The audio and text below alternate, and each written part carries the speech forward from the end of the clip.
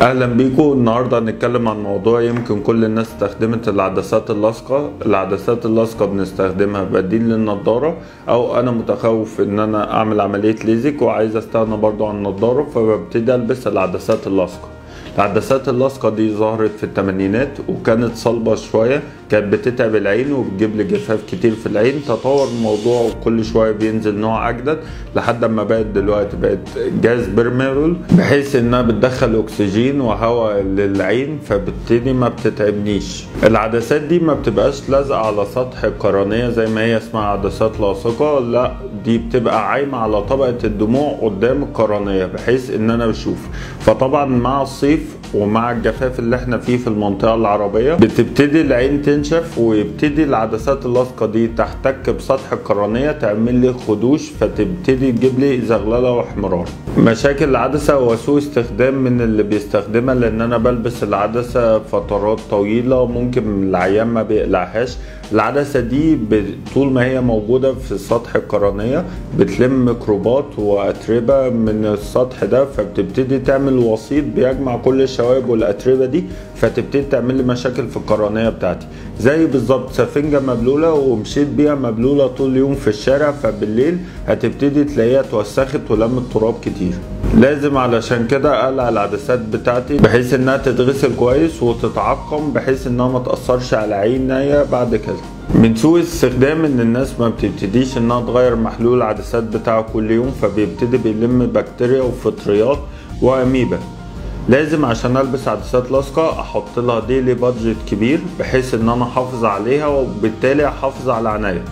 الصورة اللي قدامنا دي صورة لشخص ابتدى يلبس العدسات لفترة طويلة جدا، فلما ابتدى يقلعها لا الدنيا مشبرة ومزغللة، لان انا حرمت القرنية بتاعتي من استخدام الاكسجين اللي جاي من العين، فبتبتدي الخلايا السطحيه بتاعت القرنيه بتبتدي تموت وبتبتدي بتقع، فبيحصل جفاف وخربشه في القرنيه فبيجيب لي حمار وزغلله.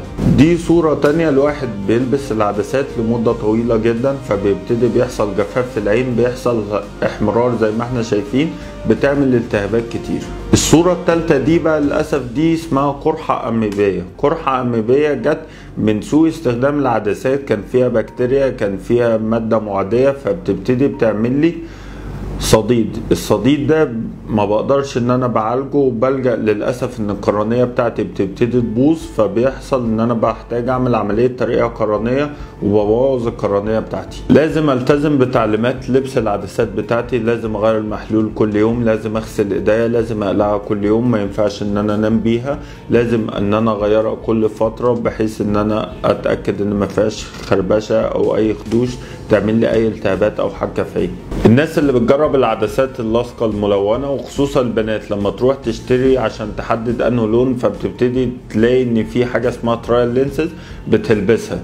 للاسف العدسات دي بتكون ملبوسه من شخص تاني، ممكن تنقل لي كل الالتهابات والمشاكل اللي في عينه لعيني، وعلشان كده ممنوع ان انا البس عدسه مكان اي شخص تاني مهما حصل. ليه الناس ما بتخافش من العدسات وبتخاف من عمليه الليزك؟ في اعتقاد عند الناس ان انا لا الليزك دي عمليه والنظر ممكن يرجع تاني، فانا هلجأ للعدسات اللاصقه. للاسف لو احنا جينا نشوف احصائيا حوالي 20% من الناس اللي بتستخدم عدسات بيجي لها مشاكل زي التهابات في القرنية، وممكن قرح، وممكن زي ما احنا وضحنا يحصل ترقيع في القرنية. لكن نسب الأخطاء اللي ممكن تحصل في الليزك أو المشاكل اللي ممكن تواجهنا لا يمكن تتعدى 1% دلوقتي. فعلشان كده احنا بننصح الناس ان احنا لو هنلبس عدسات لاصقه يا ريت نعمل ليزك، لان مشاكله بتكون اقل بكتير من ان انا ابهدل نفسي بالعدسات اللاصقه. كمان مشكله العدسات اللاصقه انها ممكن في ناس بتلبسها بتاخد حوالي 20 دقيقه، وخصوصا لما بيكون في التهابات او في جفاف في العين. لكن عمليه الليزك نفسها لا يمكن ان تاخد مني 10 دقايق، فانا بوفر في الوقت بتاعي لصحة العيان. انتظروني ان شاء الله في حلقات جديدة ومواضيع كتير هنتكلم عليها، ولو اي حد عنده اي استفسار او حابب ان انا اجاوب له على اي حاجة يا ريت يكتبها وانا ان شاء الله هرد عليه في اسرع وقت. مع السلامة.